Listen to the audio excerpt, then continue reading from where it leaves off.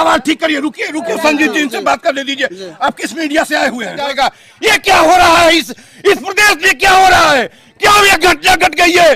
कहाँ राजस्व परिषद सोया हुआ था? कहाँ पुलिस प्रशासन सोया हुआ था? उनके मांगने पर क्यों नहीं एक होमगार्ड भी होता तो क्या ये बहुत होती? कर रहे हैं या किस बात के लिए पसरे हुए हैं?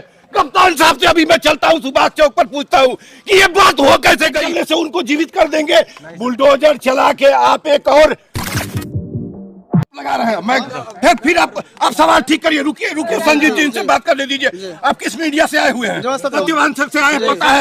आप जब सुनिए, आप सुनिए, पेपर आपसे बात करिए, मुझसे बात करिए। मैं सत्य और अहिंसा के मार्ग पर चलता हूँ। आप हमारे बारे में पता करके बात करिए।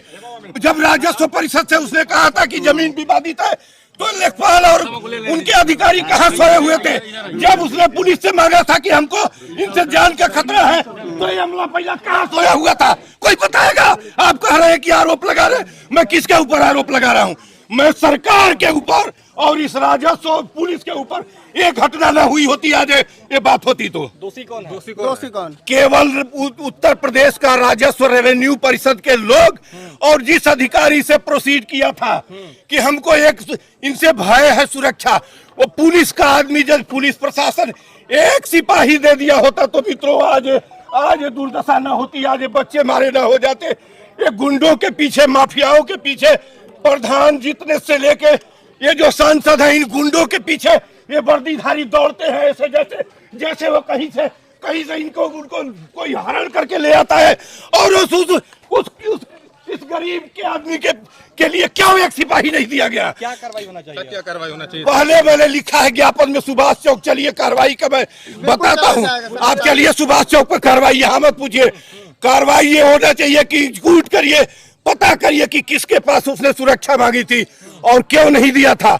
उस बेईमान राजस्व परिषद के अधिकारी को, जिससे कहा था कि इस तरीके से जी इन दोनों को पहले टर्मिनेट करिए, कोई कार्रवाई तो अब करिए, आप ना करिए। हम मैं यही पूछने आया हूँ, क्या इसमें प्रशासन जिम्मेदार है? आप कहना चाहते हैं वो जिसने सुरक्षा यदि मांगा था और सुरक्षा नहीं दिया, तो मैं किसको जिम्मेदार कहूँ? कहा जा रहा है कि प्रेम यादव का जो मकान है, मीडिया रिपोर्ट्स के मुताबिक अभी जो खबर चल रही है कि वो भी अवैध रूप से बनाया गया है, तो उस पे क्या कार्रवाई होना चाहिए? ये इन सबों से, बेईमानों से पूछिए, सत्ता वालों से, कि इस तरीके से गांव-गांव क्रिमिनल सारी अवैध जमीनों पर क्यों बनवाते हैं, इसका जवाब मैं दूंगा। बुलडोजर क्यों नहीं चली?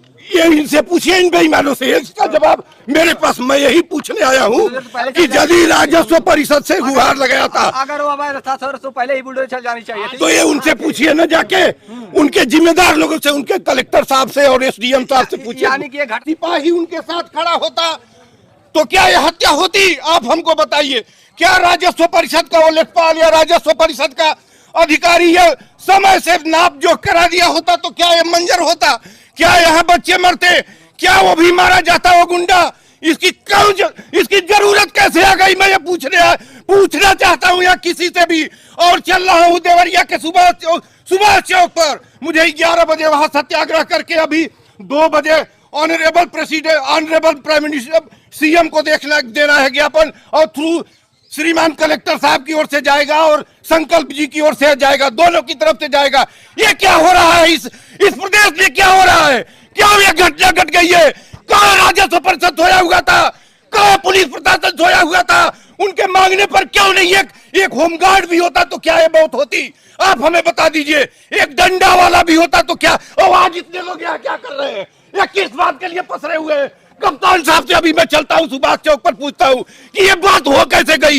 यदि उसने मांगा था, उस व्यक्ति ने मांगा था कि ये घटना हो सकती है, ये गुंडा है, ये बदमाश है, ये नेता के शक्ल में क्रिमिनल है, तो ये घटना हो कैसे गई? आपको बताइए। राजस्व परिषद कहाँ सोया हुआ था? मैं किससे पूछूं कि राजस्व परिषद? अभी मैं चलता हूँ सुभाष चौक पर। यहाँ से मुझे जबरदस्ती बुलाया गया कि आप यहाँ आइए, मैं नहीं आना चाहता था।